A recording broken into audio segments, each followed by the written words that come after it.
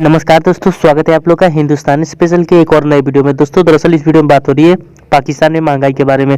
दोस्तों जैसे हम जानते हैं कि पाकिस्तान में जो महंगाई है वो अपने चरम सीमा पर तो है ही, और साथ में कुछ ऐसे फिर से इमरान खान के बयान में कुछ ऐसा देखने को मिला जिसमें उन्होंने कहा कि एक बार फिर से दवाइयाँ की जो दाम है उसमें 400% इजाफा किया जाएगा। दोस्तों आपको पता होगा कि पाकिस्तान में जो दवाइयाँ हैं वो इतनी महंगी हो चुकी है कि एक गरीब इंसान को अगर दवाइयाँ लेनी पड़े तो वो आसमान पाताल देखने लगता है, क्योंकि जो दवाइयाँ हैं वो इतनी महंगी है ही, और उसके बाद से 400% इजाफा करना, ये कहीं ना कहीं पाकिस्तान की जो आवाम है उसको एक बार फिर से दबाने का काम किया जा रहा है। और इस वीडियो में ये भी बात हो रही है कि 50 सालों में जो कुछ भी पाकिस्तान ने किया है उसका उसका जो खामियाजा है आज वो पाकिस्तानी अवाम भुगत रही है। चाहे वो कश्मीर के रिलेटेड जो कुछ भी उन्होंने किया, या फिर पैसों के लिए, आपको पता है कि अफगानिस्तान में अमेरिका का साथ दिया, जो कुछ भी उन्होंने पैसों के लिए भी किया है, या फिर वो वहाँ के जो पाकिस्तान के जो प्रधानमंत्री से रिलेटेड जितने भी लोग हैं उन्होंने पैसे के लिए अपने पाकिस्तान को बेच दिया, और इसी की वजह से आज पाकिस्तान जो है वो इस कगार पे पहुंचा है कि वहाँ पर जो महंगाई है वो अपने चरम सीमा पर है। खाने की जो चीज़ें उसमें महंगाई लगातार तबातोड़ बढ़ रही है, और पाकिस्तान पर कर्जे भी आपको पता होगा कितना ज़्यादा बढ़ गया है। तो दोस्तों वीडियो काफ़ी इंटरेस्टिंग होने वाली है, तो वीडियो को इसे लाइक और हमारे चैनल हिंदुस्तानी स्पेशल को भी सब्सक्राइब कर ले, क्योंकि हम आपके लिए ऐसी वीडियो लाते रहते हैं। तो चलिए बिना देरी की वीडियो को स्टार्ट करते हैं। और अब ये जो भारत में हो रहा है वो भी आपके सामने है। ये 50 साल के गुनाहों का खमियाजा है। अभी भी अगर हमें गुनाहों को कबूल कर ले कि हमने गुनाह किए हैं, हमने सही नहीं किया, तो हम सिलेक्शन कर लेंगे। भारत अपना रकबा बढ़ाता जा रहा है। जब से पाकिस्तान बाद वजूद में आया है, भारत एक नक्शे पे कायम हुआ, उसके बाद से देखिए इसकी जो इलाकाई हदूद है वो तकरीबन 30 से 40% ज्यादा हो गई है। ये कैसे हो गया? चुप कर तो नहीं हो गया ना, ये किया उन्होंने। तो हमारे क्यों रिजर्व नहीं बढ़े? अब तक तो हमारे होने चाहिए थे 40-50 अरब डॉलर तो होने चाहिए थे ताकि हम इससे निकलते। वो तो ये पता चले अभी तक हम उसमें 20s में खड़े हुए, ऊपर हम जा नहीं रहे, और डॉलर का रेट जो आपने वहां पर 70-80 रुपए बढ़ा दिया। अभी भी अगर हमें गुनाहों को कबूल कर ले कि हमने गुनाह किए हैं, हमने सही नहीं किया, तो हम सिलेक्शन कर लेंगे। जो गलती गवर्नमेंट कर रही है और करती रहती है वो ये कहती है कि पाकिस्तान एक माशी गलत हालात, अच्छे हालात में, पिछला वाला गलत था, मैं सही कर दूंगा। दवाइयाँ पहले ही महंगी हैं बहुत ज्यादा, तो फार्मास्यूटिकल के रॉ मटेरियल्स पे जब ये महंगी होंगे तो आगे ही वो 400% तक दवाइयों की एक लंबी लिस्ट है जो कि बढ़ाई हुई। आम आदमी जो है, अभी शेख रशीद साहब पिछले दिनों कह रहे थे, मैं जी पहली दफ़ा दवाइयाँ खरीदनी पड़ी तो मुझे पता चला दवाइयाँ तो बड़ी महंगी हैं। तो उनको अब पता चला है, तो ये दोबारा और ये बुरी खबर आ रही है। हमें पहले ये रियलाइज करना चाहिए कि 1970 के बाद से, जिस दिन हमारा ईस्ट पाकिस्तान हमसे गया है, उस दिन के बाद से मुझे कोई बंदा मेरे सामने बैठ जाए और मुझे साबित कर दे कि पाकिस्तान की माशी हालात किसी साल में भी ठीक थी, तो मैं उसके साथ अपनी ये बात करना खत्म कर दूंगा। पाकिस्तान ने निस्फ सदी ज़ाय की है। आप इसको इस तरह देख लें कि 1995 में हमारा डॉलर था 31 रुपए का, इंडिया का डॉलर था 32 रुपए का।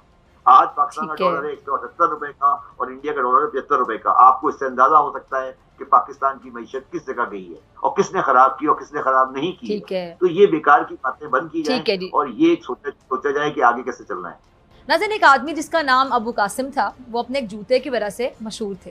वो 7 साल से एक ही जूता पहनते थे और जूता बार बार टूटता, लेकिन वो बार बार पेबंद लगाकर इस्तेमाल करते रहे, यानी जूता नहीं बदला। इतनी बार पेबंद लगने से जूता बड़ा भारी हो चुका था। अब गाँव के तमाम लोग अबू कासिम को सिर्फ उनके जूतों की वजह से जानते थे। एक दिन वो नहाने के लिए हमाम की तरफ गए। रास्ते में उन्हें उनका दोस्त मिल गया। दोस्त ने उनसे कहा कि अरे भाई, आप मालदार आदमी हैं, आप अपने लिए नए जूते क्यों नहीं ले लेते? फिर उनके दोस्त ने कहा कि कोई बात नहीं, अल्लाह ने चाहा तो वो उनको अपनी जेब से जूता लेकर देगा। अच्छा, अबू कासिम इस बात पर बहुत खुश हुए। वो हमाम में नहाने के बाद जब बाहर निकले तो हमाम ने उसके पुराने जो जूते हैं ना, उनके साथ एक नया जूतों का जोड़ा पड़ा हुआ था, और वो उनको देखकर बहुत खुश हुए, और ये समझ कर कि शायद उनके दोस्त ने यहाँ पर जूते लेके सरप्राइज के तौर पर रख दिए। वो पहनकर अपने घर चले गए। अब चंद दिन के बाद पता चला कि वो जूते तो काजी साहब के हैं, और वहाँ पे मौजूद लोगों ने अबू कासिम के जूते को पहचान लिया। अब पुलिस को इतला दी गई। पुलिस उनके जूते लेकर उनके घर में दाखिल हो गई। उनको जूता चुराने की जुर्म में सज़ा मिली और जुर्माना हुआ।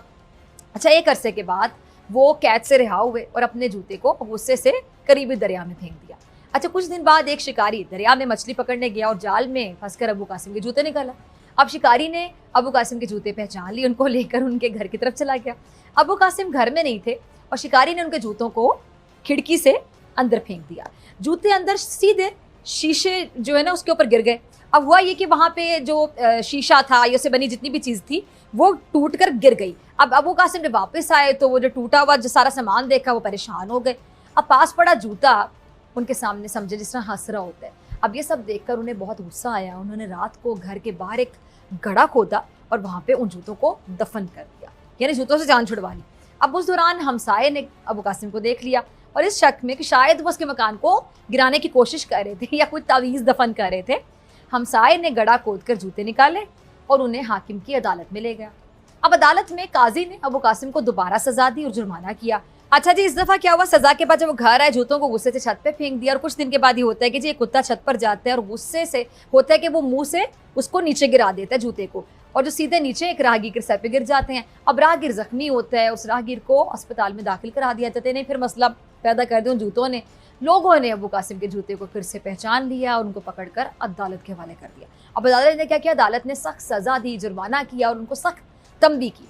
सज़ा काटने के बाद अबू कासिम घर आए और वही जूते लेकर शहर के काजी के पास गए और अब बाकायदा हलफनामा पेश किया जिसमें उन्होंने जूतों से दस्तबरदारी के लिए एक दरख्वास्त लिखी और उन्होंने काजी को वो दरख्वास्त पेश कर दी और काजी से कहा कि आइंदा मेरा इन जूतों से कोई ताल्लुक़ नहीं है, मैं इन जूतों का जिम्मेदार नहीं हूँगा और ना ही अब ये जूते उनके हैं और वो इन जूतों से लाताल्लुकी का इजहार करते हैं।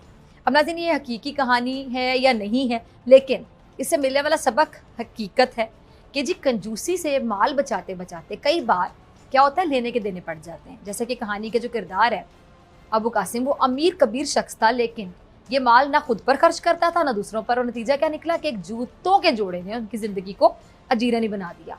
जेल की हवा खाई, जुर्माना अलग भरा और इज़्ज़त अलग गवाई। इस कहानी का सबक ये भी है कि अगर आपको अल्लाह ने आसानी दी है, मालो दौलत से नवाजा, तो ज़रूर अपने रिश्तेदारों का, ज़रूरतमंदों का ख्याल रखें इससे पहले कि दौलत आपके गले का तौक बन जाए। अगर हम इस कहानी को मुल्की हालात पर लागू करें तो भी नतीजा वही निकलता है जो इस फर्जी कहानी में निकला। क्या कुदरत ने पाकिस्तान को वसाइल की दौलत से नहीं नवाजा? बिल्कुल नवाजा, लेकिन सितम देखें कि हमारे रहबरों को ये बात बिल्कुल भी समझ में नहीं आई और वो चाहते तो इन वसाइल से मुल्की मसाइल का हल कर सकते थे, गरीबों का भला कर सकते थे, गुर्बत का खात्मा कर सकते थे, लेकिन नहीं हुआ। शबर साहब, ये जो IMF की शराइत हैं क्या थी जिसके बाद ये बजट लाना पड़ा? अवाम हम बहुत ज़्यादा परेशान है। वजारत खजाना के ज़राए के मुताबिक ये जो फाइनेंस तरमीमी बिल है इसके बाद 144 अशिया पर टैक्स लगेगा, तो अवाम तो पहले परेशान है महंगाई को लेके, तो मजीद टैक्स की बात सुन के तो जारी बात है बिजली गिरती है अवाम के ऊपर। बिग एलीट अशराफिया का टोटल कैप्चर है, गरीब आदमी का जो सारा जो स्क्वीज किया जा रहा है। जिस बंदे ने इमरान खान से डॉलर का रेट बढ़वाया था ना, इससे बड़ी दुश्मनी इस मुल्क के साथ नहीं हो सकती थी जो उन्होंने करवाई। और इमरान खान साहब ने जो उन्होंने गलत बयानी कहेंगे, जो उन्होंने फरमाया था कि जनाब कि मुझे तो उससे पता चला था, व्हाट्सएप से पता चला था, ने सारी टीवी से पता चला था कि डॉलर की कीमत बढ़ गई। वज़ीर आज़म पाकिस्तान ने इंटरव्यू में फरमाया था कि ये ना कि IMF ने जो शराइत रखी हैं, IMF ने तो हमें नहीं इनवाइट किया था कि सर आप तशरीफ़ लें, दुनिया का बड़ा अहम मुल्क है आप पाकिस्तान, आपके बगैर दुनिया नहीं चलेगी, 7 अरब की आबादी, आपको चलाना बड़ा ज़रूरी है, so you must come to us and we will help you. और हम ही गए थे। जब हम किसी के पास जाएंगे वो फिर बैठ के पूरा स्ट्रक्चर देखते हैं आपका, आप ये सारी चीज़ें समझते हैं। मैं ज़रा व्यूअर्स की आसानी के लिए कह रहा हूँ, मुझे पता है आपको सारा इसका बैकग्राउंड का पता है।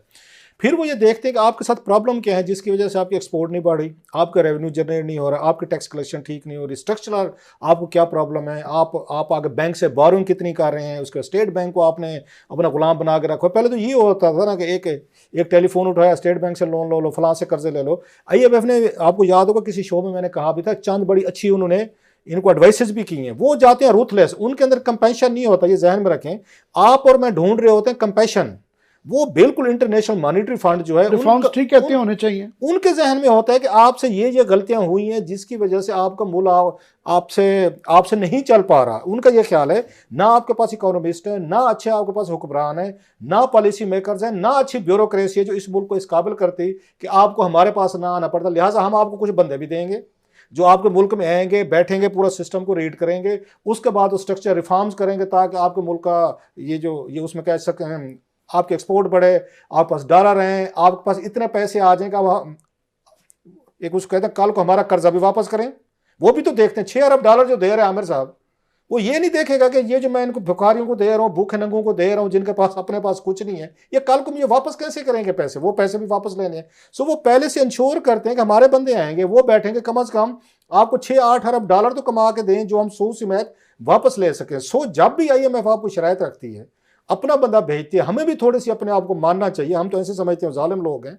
वो बेसिकली यही हमारे लिए एडमिशन होता है किसी हुकूमत के लिए कि हमारी गवर्नेंस हमें करनी नहीं आती, हमें यहाँ एक अपना मुल्क चलाना नहीं होता, हमारा एक्सपोर्टर जो है वो यहाँ पे चोरियां कर। अभी कैबिनेट की स्टोरी रहेगी, अगले हफ्ते कर लेंगे कि कैसे कैबिनेट में वहाँ इंकशाफ हुआ, जो आप और मैं पिटते रहते हैं कि हमारा एक्सपोर्टर, मैं फिर कह रहा हूँ कि सारे नहीं हो, बहुत सारे अच्छे एक्सपोर्टर भी हैं, कि कैसे अंडर उसमें इन्वेस्टिंग करके ये मुल्क को नुकसान दे रहे हैं। जिनके लिए आपने डॉलर बढ़वाए थे कि डॉलर का रेट ऊपर लेके जाए, ये एक्सपोर्टर लेके उसमें किया था ना। अब आप मुझे बताएं, साल, 1.5 साल, 2 साल, 3 साल होने